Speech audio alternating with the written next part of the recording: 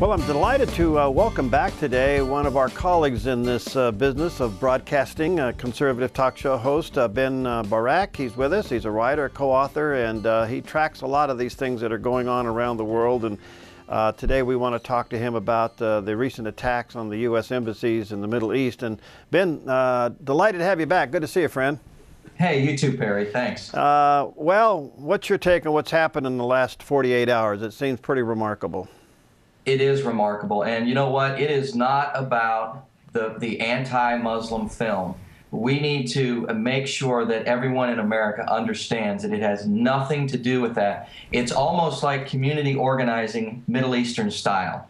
Because what's happening here, and we have, thanks to Waleed Shabbat, who has actually translated some Arabic websites, we have some very interesting news that has just come out last night.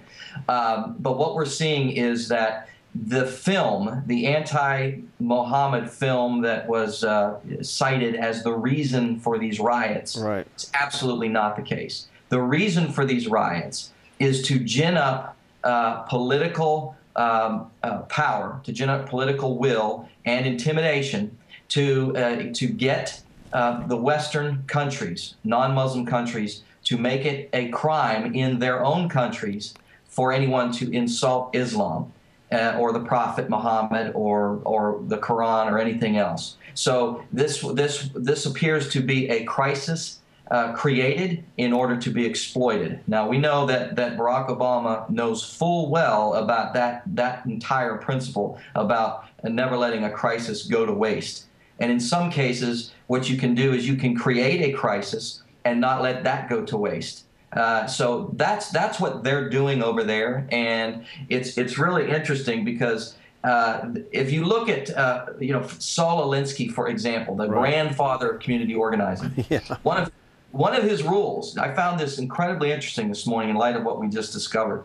Keep the pressure on, use different tactics and actions, and use all events of the period for your purpose. The major premise for tactics is the development of operations that will maintain a constant pressure upon the opposition. Now, what is going on right now?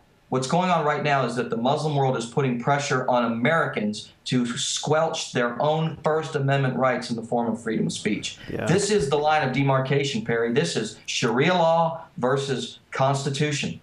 Freedom of speech versus no freedom to speak. That's where we are. That's what this is all about.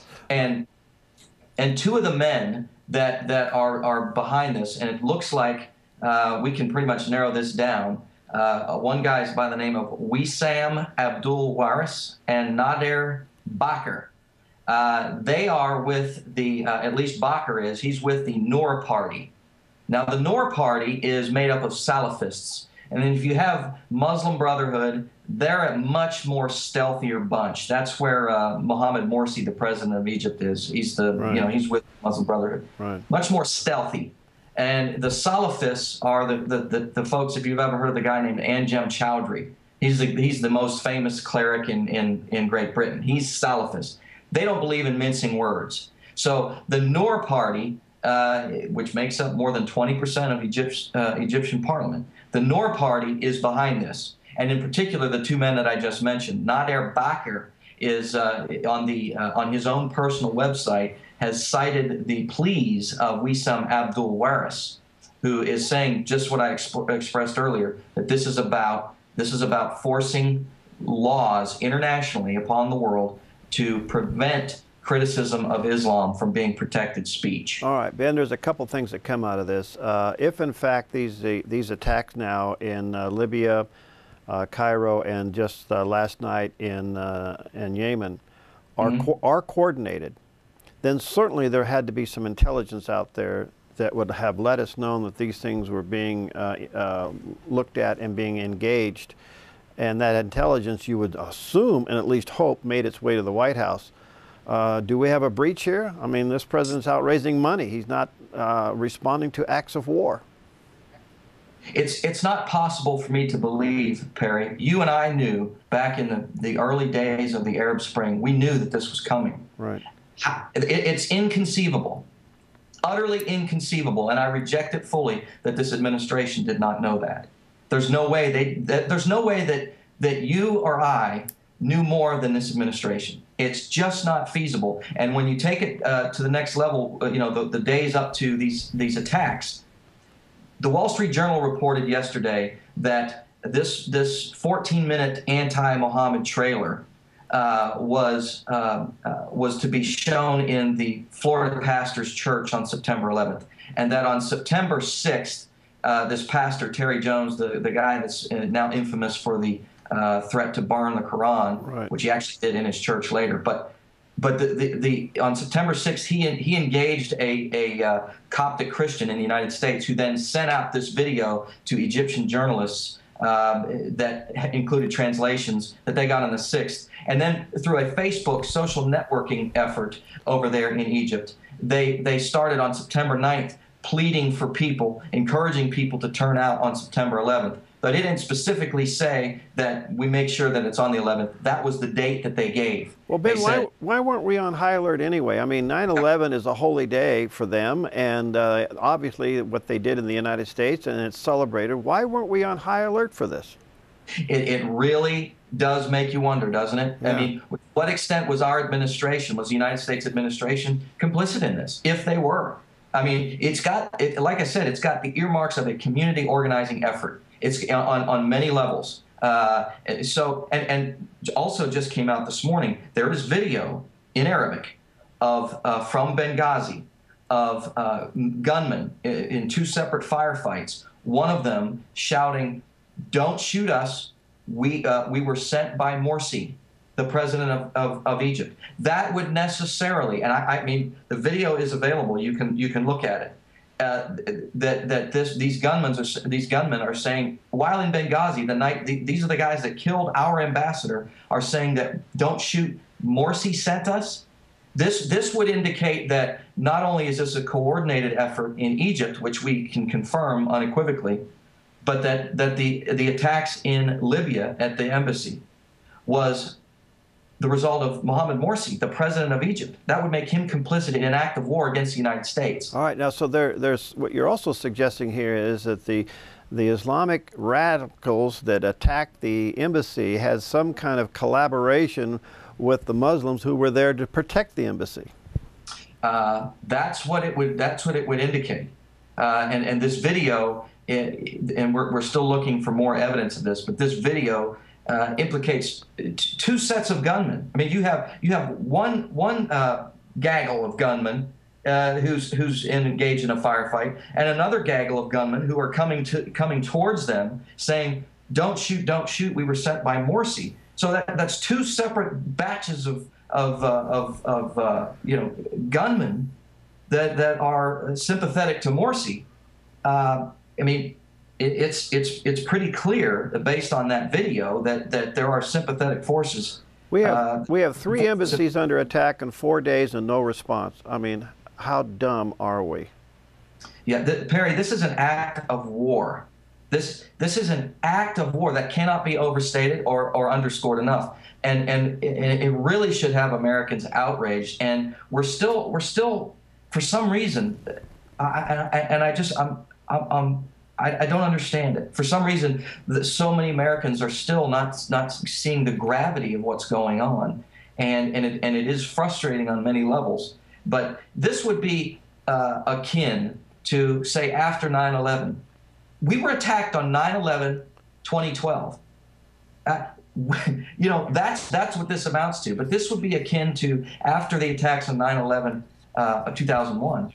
Us, you know, not getting outraged, just because it's a matter of degree. It's not a matter of will or intent. And by the way, I forgot to mention, one of these two guys that allegedly was involved in the riots in Cairo on our embassy is scheduled to visit the United States next week on a business trip. Wow. He's flying from different cities. He was originally scheduled to arrive here on the 9th. But that was rescheduled, shall we say, possibly because of what happened on the 11th. I don't know. But this guy, there needs to be an all-points bulletin out for this guy, that he shouldn't be welcomed into the United States. Wow. I don't know. I have such a righteous anger at what's happening and that there's no response that I can hardly sit in my chair. I came to work this morning and started reading more about what you're telling us here, and I just became, there's an outrage in me, and yet there's a sadness for me. But what's happening here is that we are being suppressed for what we believe in an intoleration for what they believe. At what point are we going to push back and say, hey, wait a minute, how come you can dominate the religious argument and we don't even have a say-so? I mean, where's our free speech in this thing? Chairman of the Joint Chiefs of Staff, Martin Dempsey, yesterday called Terry Jones, the pastor in Florida, and told him to back off. What in the world?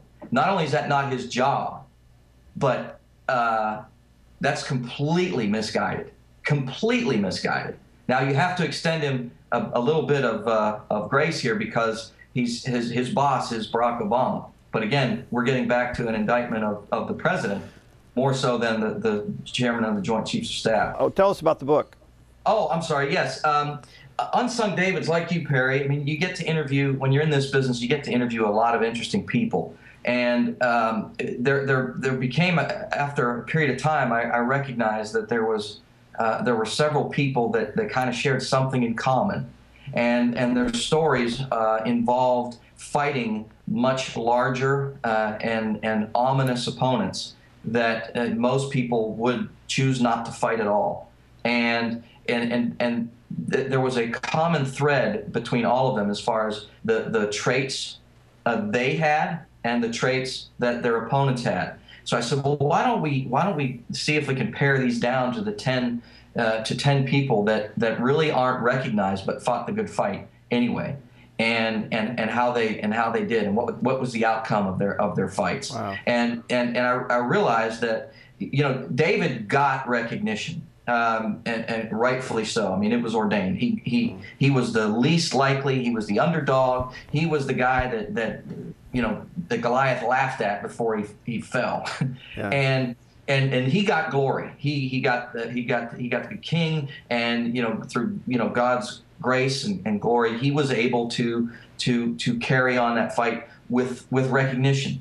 These folks engaged in a similar type of fight in that they were fighting against evil and wickedness. And I'm telling you, the one thing I didn't expect when I finished this is the similarities in tactics, in mindset, in just evil that exists in these 10 opponents. And in fact, I intended this to be completely 10 different books, basically made up one larger book, and I wrote them in no specific order. But when I was all done, I said, wait a minute, this one can go here, this one can go here, and I did put them in a specific order because it made logical sense. They were that similar. These guys didn't know each other, don't know each other, but they still fought a common enemy. Wow. And you know, as one example, you may be familiar with the work of Richard Landis, who discovered Hollywood. Right. Yeah, and what this is it's deception, and it's the use of staged scenes by Palestinians that are recorded on television cameras and passed off as real news. Well, Landis uncovered this coincidentally. I mean, it was basically it just happened that way, and he made documentaries out of it, and he illustrated what's behind all of this and why they do this. Well, there were so many other chapters that incorporated elements of Hollywood in the opponents that these guys faced. For example, Roberto Micheletti, the president, interim president of Honduras for a time. I mean, talk about a courageous individual back in 2009. He's basically that country's George Washington, from what I can tell. He was fighting the world who wanted them to put this evil dictator back in power. But he had to deal with Hollywood tactics from people that were trying to undermine him. For example, one guy at the time, and Micheletti was one of the Unsung Davids as well, but one of the things that happened there is some guy in the street found blood in the street and wiped his hands on it and then put it on his shirt, and then sought out television cameras, and it was discovered later by a blogger who actually went down there to witness what was going on. It was discovered that this guy went on a television camera and said a baby died in his arms, when in reality all he did was wipe his hands in the street and wipe them on his shirt. Wow. And this was to garner sympathy for the anti-Micheletti forces. The Weather Underground, Bill Ayers, one of the chapters is about Larry Grathwohl, the guy that infiltrated the Weather Underground for the FBI, the only guy to do so. He uncovered elements of Pallywood in the 60s. That's what these guys were doing. The Weather Underground instructed its people that whenever you saw police and television cameras, play the victim and get police brutality.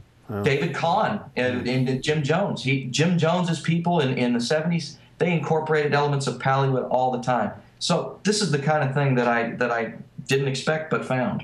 All right, so where can they get the book? Yeah, Amazon.com. You can just go. Unsung David. It appears, Ben, that we obviously have a Islamic sympathizer in the White House. And so can we trust other Muslim countries to protect our embassies? Because if we're not going to give any response in the last 48 hours or the last 4 days in the 3 embassies, they may be taking advantage of the last week this gentleman may be in office and just go for it. Yeah, I don't think there's any doubt about his sympathies. Every policy that's come out of this administration since Barack Obama went to Cairo and gave that speech in 2009 has been pro-Muslim Brotherhood. There's been no balance. There's been no support of anti-Muslim Brotherhood forces.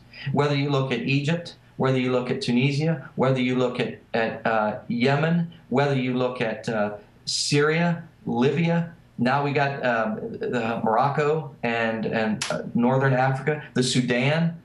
I mean, you look. There was much ado about the Joseph Kony video not too long ago, and about going after Joseph Kony. But what people, this murderer, this savage in Uganda. But what people don't talk about, especially this administration, is that the guy that has been funding Joseph Kony is the president of the Sudan, Omar al-Bashir, who is Muslim Brotherhood. And everywhere you go, you see the policies of this administration supporting the Muslim Brotherhood. So to answer your question, no, I don't think we can trust Islamic countries to protect our embassies, and we're seeing that this week. And we've got a president that, if nothing else, is ideological first before being political. Before he's a pragmatic politician, he is an ideologue. You know, I think it's been now publicized on 3 separate occasions where he has publicly said, and very forcefully, President Barack Obama said, the United States is not at war with Islam. I would have to say we are. Well, they're certainly at war with us. So, I mean, what does that leave us? That leaves us with surrender at the hands, at the orders of our president. If somebody's at war with you and you're not at war with them, you might as well wear handcuffs. You're not going to fight. And he's telling Islam that we're not going to defend ourselves. I mean, when he says things like that. All right, David or Ben, let me ask you this before we run out of time. Why is, I don't know if the question is why. I'm frustrated to trying to figure out, does the Christian community understand this war? And what I mean is, it is a spiritual war, but do we get it? Do we understand that they want Christians dead and they want Jews dead? Do we get it? Some do. Too many don't. And I think, Harry, what it is the truth is so ominous and so scary that people have this built-in firewall that doesn't let them face it. And the irony is that the longer we do that, the longer we as a country have that mentality, the longer that pastors have that mentality, the longer that anyone has that mentality, the worse it's going to be when we do have to confront a reality that we do not want to confront. It's just that simple. And we're going to confront it. We're confronting it right now in the Middle East. And, you know, an act of war has been perpetrated against us, and, you know, we don't seem to get that. And like, you're right, I think we do get it if we're honest. We don't if we're not with ourselves. After they took over the embassy, they certainly took down the American flag, put up the Islamic flag, and they chanted, Allah is God and his true prophet is Muhammad. I mean, this is clear that either Allah is God or Christ is God. I mean, it really boils down to whose God is the one true God. And somehow we are to tolerate their religion, but they cannot and will not tolerate ours. No, that's absolutely correct.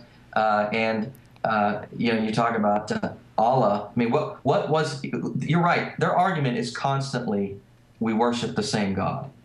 Yet, the Muslim contingent at the Democratic National Convention was the loudest about taking God out of the Democratic Party platform. If we worship the same God, why didn't they want to leave it in?